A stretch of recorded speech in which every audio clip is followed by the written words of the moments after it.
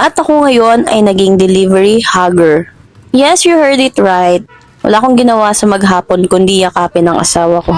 Ay, napaka-sweet. A day in my life as delivery hugger.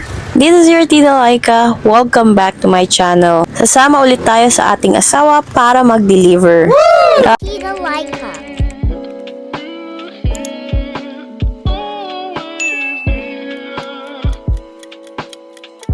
Sabi ang init sa panahon ngayon, mapanakit sa balat. Ang aga nag-pick up ng asawa ko. Alam niyo yon, alas 2 na madaling araw, kumuha na siya ng parcel. Pero tanghali siya nakapag-umpisa. Nakatulog pa kasi siya. Grabe yung katirikan ng araw na to. Kaya sa mga nagtatrabaho sa initan, huwag niyong kakalimutang uminom ng tubig. Magdala din kayo ng towel. Pamunas sa inyong mga pawis. At pwede niyo itong basain kapag sobrang init. Para pang-refresh na rin sa inyo. Konti ingat din sa pagmamaneho. Tandaan nyo na maraming nag-aabang sa inyong pag-uwi. At ngayong araw ay hindi ako masyadong pinagtag ng asawa ko. Kaya nagbago na ang aking posisyon at ako ngayon ay naging delivery hugger. Yes, you heard it right. Wala akong ginawa sa maghapon kundi yakapin ang asawa ko. Ay, napaka-sweet. Yung katirikan na ng araw pero yakap-yakap ko pa rin siya. Wala kasing payang yung asawa ko kaya damang-daman namin yung init. Hindi na siya bumili dahil nga daw sagabal na sa kanyang pagdadrive. Siyempre kumain ulit kami dito sa Chef Lynn's. Lagi ko tong piniflex kapag nagdi-deliver kami ng asawa ko. Masarap ang pagkain dyan. At dahil mainit ay bumili kami ng halo-halo. Makikita nyo na ang dami. Nakaka-refresh nung kumain kami nito. At kung pangarap nyo makapag-travel ng maraming pera, try nyo maging delivery rider. Yun nga lang, magdi-deliver ka sa kainitan. Ikaw ay nasa lansangan maghapon. Bagay na bagay to sa mga gustong maglakwatsa. Or mahilig mang motor pero gusto din na may hawak na pera. Yes! Pero i-remit mo rin yan pagkatapos.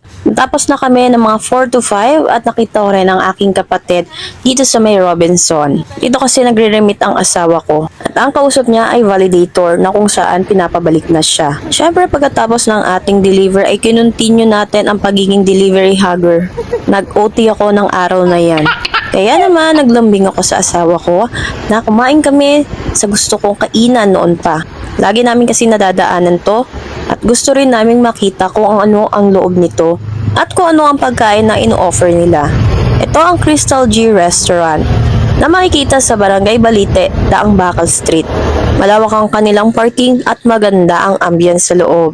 Ma-amaze ka kasi maganda ang kanilang lugar. Mukhang event place din to dahil meron silang naka-ready para sa kasal. Kung kumakain kami niyan ay inaayos yon dahil nga daw for wedding. Order kami ng Crystal G Rice na napakarami. Sabi nila ay pang 4 to 5 person daw ito. Order din kami ng appetizer na baked tahong at ang kanilang pansit na napakarami. Solo lang iyon pero parang pang 3 to 4 persons na. At syempre nagkikrave ako ng crispy pata kaya umorder din kami. Napakasarap niyan at napakalutong ng balat. Siyempre, napakarami niyan at hindi namin naubos. Kaya naman, iyan ay aming tinake out. Grabe, busog na busog kami at yung crispy pata na ipulutan pa namin. May mga pictures na nakadisplay din dito na mga luma, kagaya ng lumang Montalban. Meron silang second floor pero hindi namin nakita yun. Mukhang iyon ay ang pangkanilang event place. Malinis, maganda, malamig, at masarap ang pagkain. Matagal na ito since 2011 pa. Kaya sa mga gusto maka-experience ng fine dining restaurants, you can visit Crystal G Restaurante. At syempre tayo itinreat, tatapusin natin ang ating trabaho as delivery hugger. Tuloy-tuloy lang ang harot simula hanggang pagkatapos. Yung ang init na ng panahon pero mas hindi mo ito madadama dahil may yumayakap sa'yo. Salamat sa pagsama at dito matatapos ang ating A Day in My Life as Delivery Hugger. Thank you for watching and see you next vlog. Bye! Thanks for watching. Share. Don't forget to like, comment, and subscribe. See you next vlog.